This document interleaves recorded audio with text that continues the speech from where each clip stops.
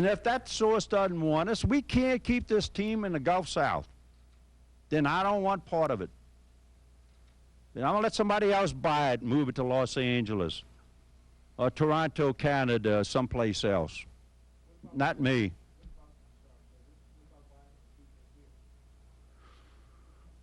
I don't know if anybody, how could they afford it?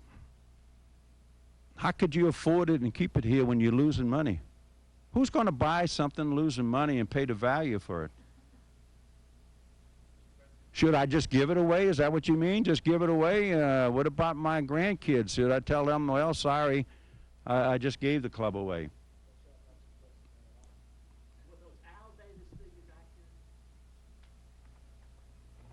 The ones that came in that report, I assume they are. You know as much about it as I do. I'm certainly we wouldn't put it. They wouldn't have put it in the court.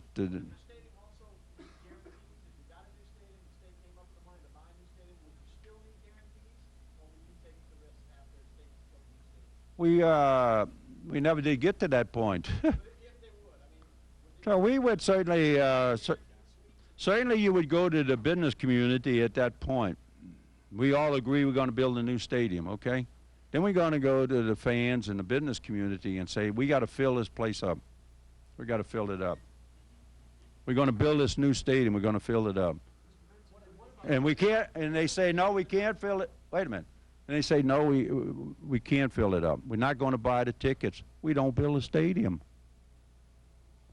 We don't build a stadium. Then what you're telling me, though, is we don't have a National Football League here. Club, I mean. See, if we can't do that, then we can't have a club. That's the answer. We either do this to make it solid and make it good and be in the top 12, or we don't want a club. Now, I believe we can. I'm willing to put $100 million on the line that we can. I'm willing to work my ass off to get this done. I've been working my butt off to get this done. And I'm getting pretty fed up to right here, though.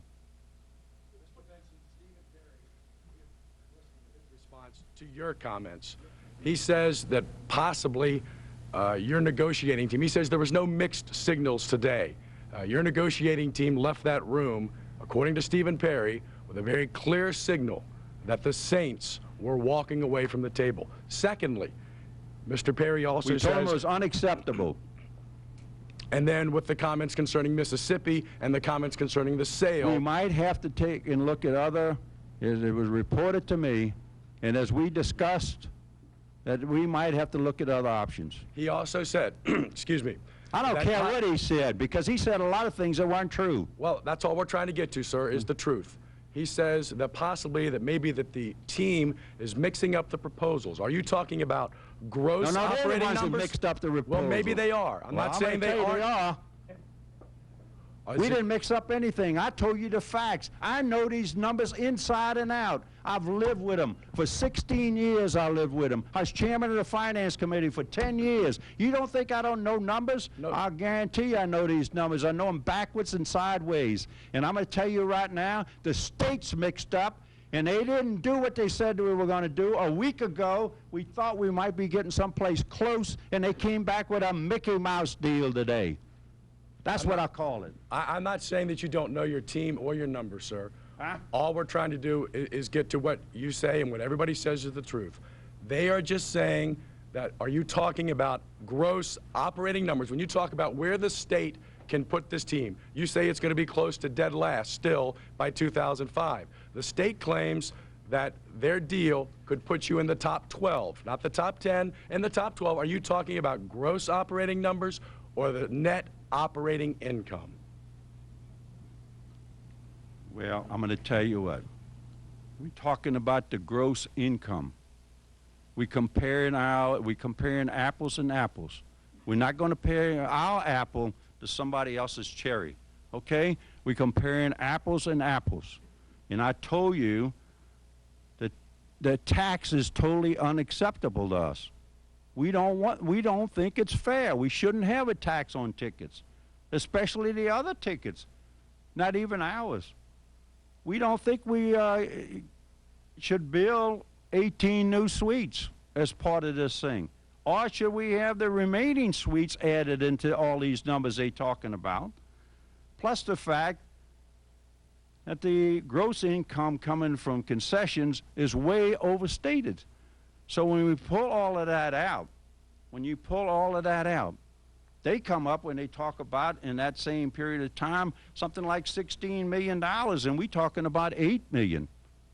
That's all the income we can see out there is $8 million.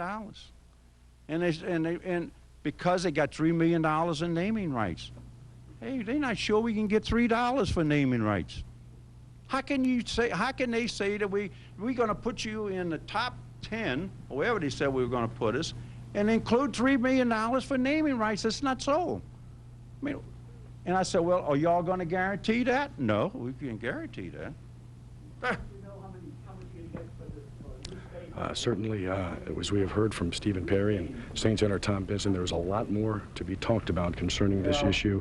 Tom Benson saying he was in shock that the state today said that the Saints were the ones that walked out of the negotiation. He talked in a prepared statement. He's been speaking now for about 45 minutes and very adamant and very emotional about some points. As far as the team, the Saints acting in bad faith in these negotiations, Mr. Benson says it is quite that the opposite is true. And as you've just heard, and the question we talked about is that Mr. Benson says that regardless of what the state says and that the Saints will be in the top 12 or top 10 or top 8, he says, according to his figures, that in 4 or 5 years the Saints will continue to be near the bottom. One other contentious point that Mr. Benson made tonight was concerning a ticket tax. In the state's last 2 proposals, there is a ticket tax for any use of the Superdome and the arena. He did mention the brass and he did mention two-lane. That is something that the state has been against, but that is part of the money, part of the $107 million over 7 years that the state is counting on. He talked about the naming rights. There cannot be a naming rights deal, according to the state and according to what Mr. Perry said, until a deal is done. So there is a lot to be talked about here. Exit fees, Mr. Benson says that's not guaranteed. Stephen Perry says that yes, that exit fees are certainly cold hard cash. So Mr. Benson has talked about the proposals for other stadium sites that are up here. And so obviously the biggest point that may have come out of this tonight is that the negotiations appear to be, at this point, far from over, and that both sides could possibly, at some point, get back to the table. Angela?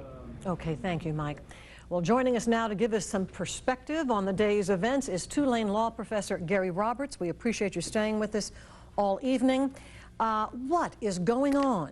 What is going on? We're hearing Mr. Benson say they gave a Mickey Mouse thing. We're hearing Mr. Perry say we were right up front. Is it that Mr. Benson wasn't at the same meeting? Well, my information is he wasn't at the same He was not. He wasn't at the meeting, so he is getting his information secondhand, but I assume it's reasonably accurate what he's being told. But what's going on is they're posturing. They're negotiating. This always happens. When these sorts of things go on, both sides are trying to get the best deal that they can. Mr. Benson's trying to get the most he can for the Saints. He thinks there's still some money on the table somehow, so he's using this strategy. The Saints are trying, or the state is trying to cut the amount they're going to have to shell out to some reasonable amount, so they're going to posture and say what they're going to say. This is just a normal process. But the difference is it's out of a closed room and into the public now. Well, that's where it always goes. I mean, that's part of this kind of process. It is inevitably going to come out into the public. Both sides are inevitably going to accuse the other of bad faith. Both sides are going to call the other Mickey Mouse and say, you didn't do this, and they'll say, yes, we did do that. And nobody knows for sure exactly what's going on inside that room because we weren't there. All we know is that this is a normal part of this process. It's going on in city after city after city, and as I say, I don't think there's anything to be alarmed with. They're going to be back talking some more. It's just we're at halftime at the latest. We're still in the early stages of this. Well, it will be a very interesting next few weeks, and we appreciate you staying with us. It'll be an interesting next few years, probably. Maybe so. A few years. Thank you. Gary Roberts. Well, recapping the night's events, in an emotional press conference, Saints owner Tom Benson says tonight he is in shock after the state's press conference today after talks with the team. And he's frustrated with the state, saying the team acted in bad faith in negotiations. He said the state's proposal doesn't make the team viable. Benson says they've been contacted by a number of parties but have not negotiated with anyone else. He reiterates he wants the team here, in his words, forever. Well, we have a programming note because of our live coverage of the state and Tom Benson's news conferences. We're going to air The Bold and the Beautiful in its entirety tomorrow morning at 2:37, and The Wheel of Fortune will follow at 3:07, and we will join Jag in Progress. And we'll have much more on the Saints story tonight at 10 o'clock.